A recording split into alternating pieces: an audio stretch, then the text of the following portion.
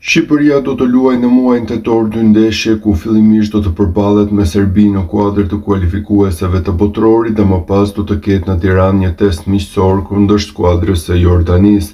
Ndryshe nga ndeshjet e shtatorit ku skuadra vinte me mungesa dhe me lojtarë të shumtë jashtë forme, në tetor pritet të jetë ndryshe duke qenë se që nga portierët që po luajnë titulare deri te sulmuesit, Kuqezin po kalon një moment shumë të mirë duke marrë minuta dhe gjithashtu duke shënuar gola në mënyrë të vazhdueshme.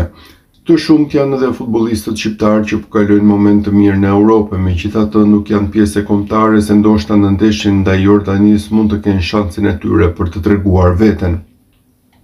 Anis Mehmeti.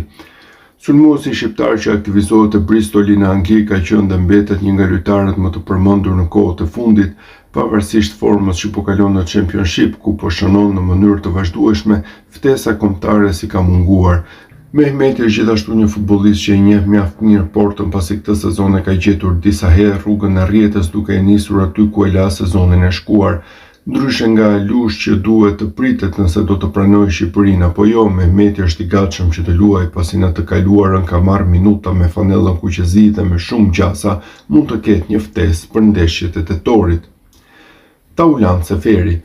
Sulmuesi nga Kumanova është rikthyer te forma e dikurshme në Ligën e dytë turke ku ka shënuar 2 golësh këtë javë në kampionat. Seferi ka qenë të shkuarën pjesë e kuqezinëve, megjithatë në eliminatorët e botrorit nuk është preferuar nga Silvinho që ka pasur të tjera zgjedhje në sulm pavarësisht se në kombëtare po mungon goli.